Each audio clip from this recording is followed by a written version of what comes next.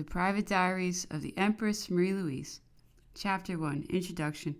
In 1918, I received a communication from London in which Lady Thompson invited me to consider a diary of the journeys of the Empress Marie Louise, which had been bequeathed to her with a view to its publication.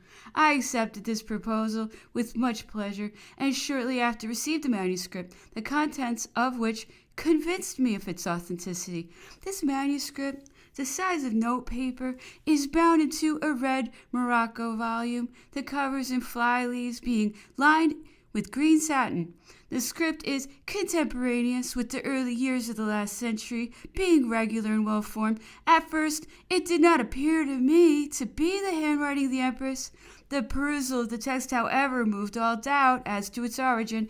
In answer to my inquiries as to how this manuscript had come into her possession, Lady Thompson forwarded me a letter from her grandmother, Mrs. Smith Wyndham, which runs as follows. In the year 1836, I became acquainted with a Swiss governess called Mademoiselle Muller, who lived many years with the Lady Jane Peel. She was very intimate with the governess I had for my children, and I came into the room one day as she was reading these memoirs to her friend. I stopped to listen and then borrowed the book, which amused us much. Some months after this, I proposed to her to let me purchase it, and after some hesitation, she agreed. All she knew of it was her brother, Monsieur Muller, was tutor to one of Marie Louise's pages, who was in waiting. When she escaped from the Tuileries, he picked it up from the floor and gave it to his tutor some time afterwards. The page's name is written in very small characters on the first leaf of the book, Vicomte de Blanc. I forget the name. This is all I know. Kathy Smith Wyndham. Nevertheless, there are cogent proofs to demonstrate the authenticity of the manuscript. It is divided into three parts. The first records the imperial journey in the departments of northern France and Belgium between April 27th and May 13th, 1810. The second comprises the journey of Marie Louise to Mayence from July 23rd to August 9th, 1813. The third, her journey to Cherbourg from August 23rd to September 5th, 1813. These three journeys mark important epochs in the Emperor's history. The first was made in the full enjoyment and splendor of a destiny fulfilled. The second and third were undertaken when sinister rumors were in the air, when treason was breeding, when the very basis of the system, the Austrian alliance, had been destroyed. It appeared to me indispensable to place these three episodes in a setting that would bring out their full value and significance, while it would be impossible to describe the other journeys made by Marie Louise in detail. It seemed advisable not to ignore them altogether. The first, which began at Braunau, March 16th, 1810, and ended at Compiègne on the 27th, was followed by many others apart from what were termed the petit voyage or excursions, which involved a life of insufferable nomadism, devoid of any permanent center. The diary commences on April 27th, 1810, the journey during which Marie Louise jotted down the first pages.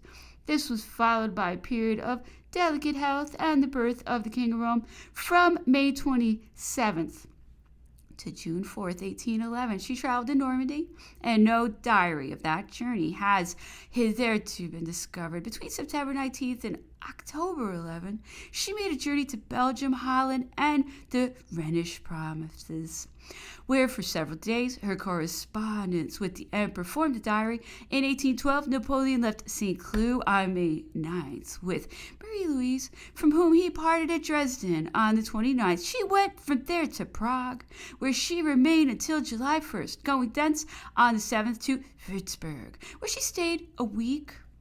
On the 18th, she arrived at St. Cloud. On December 18th, the Emperor returned to Paris.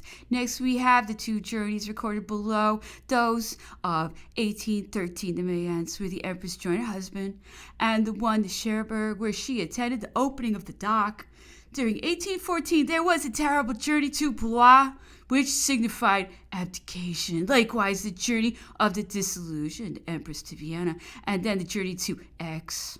and that excursion au glacier de la Savoie is recorded by the pen of Meneval, or perhaps by that of Neipperg, if he committed himself to paper. Such was the imperial life and destiny of the Archduchess. We shall part from her at the journey to Blois, but we may link up the vicissitudes of her career as Empress by means of well-established facts and other documents indited by Marie Louise herself. To this end, I have made frequent use of a book which I published some years ago with the addition of certain letters by which we are permitted to penetrate the intimate thoughts of Marie Louise, to appreciate her sentiments, to judge her ideas, and to determine whether we shall perpetuate the curse with which the French nation has branded her, or whether, following the example of Napoleon himself, we shall look upon her with a certain indulgence as a weak vessel, fettered by obedience to tradition, carried away by temperament, and enslaved by